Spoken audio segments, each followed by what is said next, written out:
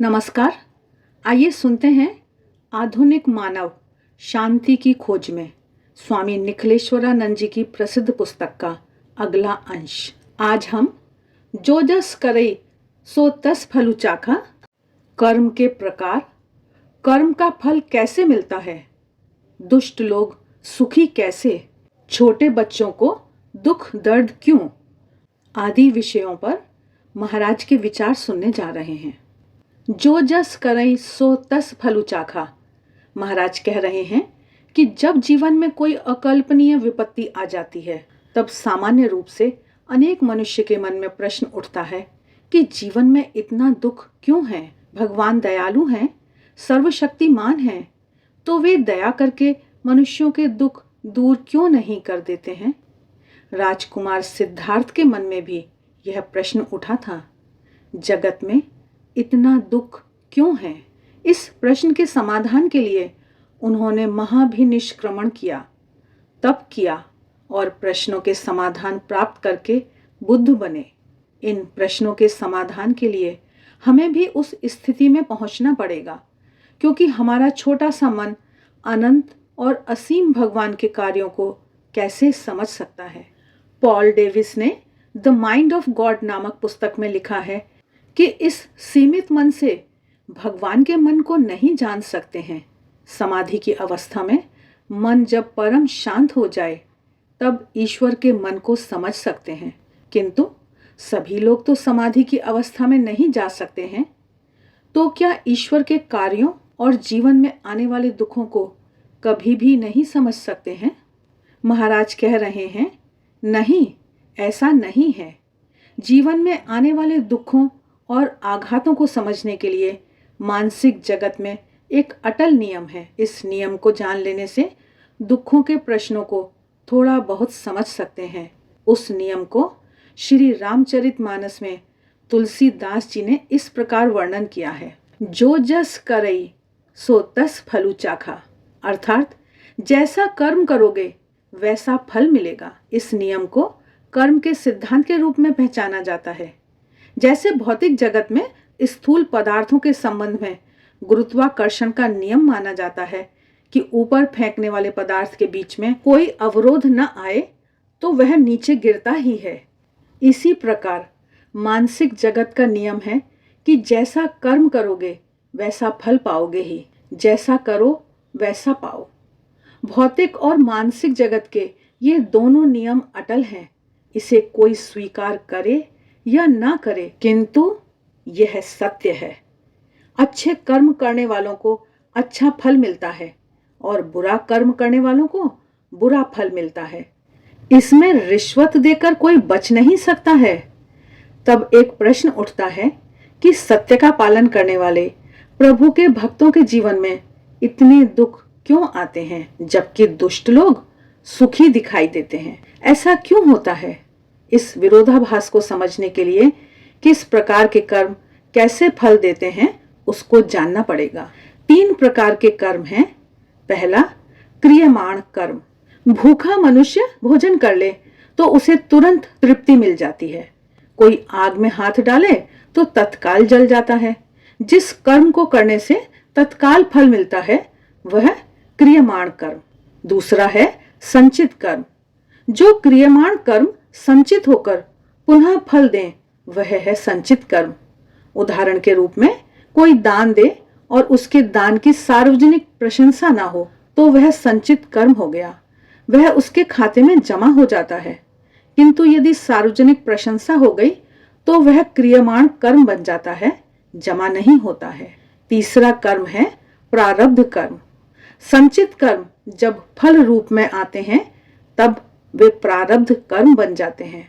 प्रारब्ध कर्म अर्थात पूर्व में किया गया पुरुषार्थ, पहले किया गया पुरुषार्थ संचित कर्म के रूप में जमा होकर भाग्य के रूप में आता है। इसलिए जैसे कर्म किए होंगे वैसा भाग्य बनता है। प्रत्येक को उसके संचित कर्म के अनुसार फल मिलता है। भगवान के सुपर कंप्यूटर में सबका हिसाब लिखा होता है। प्रत्येक कर्म के अनुसार उसका फल निश्चित ही है, पर यह फल कब तक मिलेगा वह पहले से नहीं जाना जा सकता है। प्रत्येक व्यक्ति का एक गुप्त खाता होता है, उसमें अच्छे और बुरे कर्मों का फल जमा होता रहता है। इसमें ऐसा नहीं हो सकता कि बुरे कर्मों का फल कुछ अच्छे कर्म करके मिटा दें। इस गुप्त खाते में दोनों प्रकार के फल जमा होते रहते हैं और उसी के अनुसार प्रत्येक को भोगना पड़ता है। आगे स्वामी निखिलेश्वरानंद जी कर्म का फल कैसे मिलता है इस विषय पर अपने विचार प्रकट करते हुए कह रहे हैं कि कर्म का फल जीवन में दो प्रकार से मिलता है। एक तो मन में संस्कार के रूप में और दूसरा विश्व में व्यापक रूप से। इसमें प्रथम के विषय में देखें तो जैसे मन के संस्कार होते हैं वैसे ही कार्य होते हैं। जो सत्कार्य करते हैं, स्वयं दुख उठाकर भी अन्य की सेवा करते हैं, उनके मन में अज्ञात रूप से ही इन सत् कार्यों की छाप पड़ती है। इसलिए मन में प्रसन्नता और उल्लास रहता है, मन की शक्ति बढ़ती है, मन अधिक से अधिक अच्छे कार्यों को करने के लिए उत्साहित रहता है। ये हैं सत् कार्य के संस्कार या उनका मन पर प्रभाव। सत् कार्यों के संस्कार से सद्बुद्धि आती है, सद्बुद्धि से अनेक शुभ कार्य होते हैं। इस प्रकार शुभ कार्यों का प्रमाण उत्तरोत्तर बढ़ता रहता है। इसके विपरीत बुरे कार्य करने वाले के मन में खराब संस्कार पड़ते हैं। ये खराब संस्कार और अधिक बुरे कार्यों की ओर खींचते हैं। इससे मन में अशांति आती है, व्यग्रता आती है, असुरक्षा की भावना आती है। ऐसे मन का पतन होता जाता है। फिर ऐसा मनुष्य और अधिक दुष्कृत्य करता जाता है। दूसरे प्रकार के कर्म का फल विश्व में व्यापक रूप से मिलता है। अच्छे कर्म करने वालों को भी कभी खराब फल नहीं मिलता है, वैसे ही खराब कर्म करने वालों को कभी अच्छा फल नहीं मिलता है। तो फिर जगत में बुरे कर्म करने वाले सुखी क्यों हैं? आगे महाराज दुष्ट लोग सुखी कैसे, इस विषय पर अपने विचार प्रकट करते हुए बता रहे हैं कि इस प्रश्न के उत्तर के लिए हमें संचित कर्मों को देखना पड़ेगा। यदि किसी व्यक्ति के पूर्व जन्मों के संचित सत्कर्म के कारण उसका पुण्य का खाता अधिक समृद्ध हो तो इस जन्म में बुरे कर्म करने के बाद भी उसे दुख नहीं मिलता है। लेकिन जब उसके पुण्य खर्च हो जाते हैं तब उसके कुकर्मों का फल मिलना प्रारंभ हो जाता है और दुष्कर्मों का फल अवश्य मिलता है। कई बार सबूतों के अभाव में न्यायाधीश अपराधी को निर्दोष छोड़ देते हैं, पर वह भगवान के न्यायालय में कभी छूट नहीं सकता है। जब तक उसके पुण्य के खाते से पुण्य खर्च नहीं हो जाता तब तक उसे दुख रूपी सजा नहीं होती है और तब तक अपराधी निर्दोष की तरह आराम से रहता है। पर पुण्य समाप्त होने के बाद किसी न किसी रूप में उसे कुकर्मों का फल भोगना ही पड़ता है। महाराज कह रहे हैं कि किस कर्म का फल कब कितना मिलेगा यह पहले से नहीं जाना जा सकता। दुष्कर्म और सत्कर्म दोनों के फल होते हैं। जितनी देर से मिले उतना ही अच्छा है। इससे दुष्कर्मों के फल जितनी जल्दी भोग लिए जाएं उतना ही अच्छा है, नहीं तो कर्म फल जमा होगा। उदाहरण के रूप में किसी को हमने एक तमाचा मारा और उसने बदले में हमें 2 तमाचे मार दिए तो यह तत्काल फल मिल गया। यदि तत्काल तमाचा न मिला और कर्म फल जमा हो गया तो मानो चक्रवृद्धि ब्याज के साथ भविष्य में 10 या अधिक तमाचे खाने पड़े। इसी प्रकार सत्कर्मों का फल जितना देर से मिले उतना अच्छा, क्योंकि वह भी चक्रवृद्धि ब्याज के साथ मिलता है। उदाहरण के रूप में किसी ने सत्कर्म किया और सार्वजनिक रूप से प्रशंसा मिल गई तो यह फल उसे तुरंत मिल गया, पर यदि यह फल जमा हो गया हो तो वर्षों के बाद उसे उसकी मन की उच्च स्थिति के रूप में शुभ संस्कारों के रूप में मिलता है। जिसे सत्कर्मों के फल की बिल्कुल आशा नहीं होती है उसे दीर्घ काल में अनंत सुख और परम शांति के रूप में फल मिलता है। इसलिए भगवान श्री कृष्ण गीता में निष्काम कर्म करने को कहते हैं। वे कहते हैं कर्मण्येवाधिकारस्ते मां फलेषु कदाचन। कर्म करने का तुम्हारा अधिकार है, फल की इच्छा मत करो। फल की इच्छा के लिए कर्म करने वालों को भगवान श्री कृष्ण कृपणः फल हेतुवः कहते हैं, अर्थात जो फल का हेतु रखकर कर्म करते हैं वे कृपण अर्थात दीन हैं। इसलिए कर्मों के बंधन से यदि मुक्त होना हो तो फल की आशा रखे बिना कर्म करना चाहिए, उसका अनंत फल मिलता है। आगे महाराज छोटे बच्चों को दुख दर्द क्यों विषय पर अपने विचार प्रकट करते हुए बता रहे हैं कि यदि कर्म के अनुसार फल मिलते हों तो छोटे छोटे बालकों ने तो कोई बुरे कर्म नहीं किए हैं, फिर भी उन्हें दुख दर्द से पीड़ा क्यों मिलती है। किसी को पोलियो हो जाता है, किसी को थैलेसीमिया हो जाता है, कोई मंद बुद्धि का होता है, वे क्यों दुख भोगते हैं। इन प्रश्नों के उत्तर भी हमें कर्म के सिद्धांत में मिलते हैं। भले ही इस जन्म में छोटे बच्चों ने बुरे कर्म ना किए हों, पर पिछले जन्मों के संचित कर्मों के फल उन्हें भोगने पड़ते हैं। कई बार लोग दुखों से बचने के लिए आत्महत्या कर लेते हैं, किंतु क्या इससे सचमुच दुख से मुक्ति मिल जाती है। देखकर ऐसा लगता है कि आत्महत्या करने वाला दुख से मुक्त हो गया है, किंतु वह बिल्कुल दुख मुक्त नहीं होता, उसे इससे भी अधिक कष्ट होता है, क्योंकि उसने भगवान के दिए हुए जीवन को स्वयं नष्ट करके महापाप करके अपने खाते में एक और पाप जोड़ दिया होता है, जिससे अगले जन्म में और अधिक दुख भोगना पड़ता है। मृत्यु भी मनुष्य को उसके कर्म फल भोगने से मुक्त नहीं करा सकती है। इस यथार्थ को न समझने से मनुष्य दुख से मुक्ति पाने के लिए आत्महत्या का सहारा लेता है।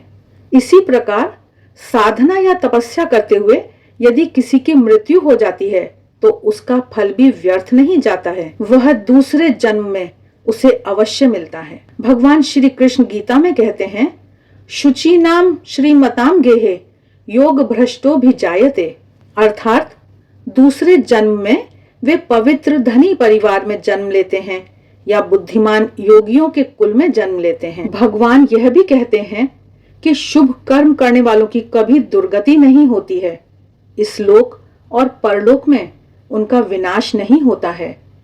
सत्कर्म और दुष्कर्मों के फल मनुष्य के साथ जन्म जन्मांतर तक जुड़े रहते हैं, इसलिए कर्मों के विषय में मनुष्य का सावधान रहना बहुत आवश्यक है।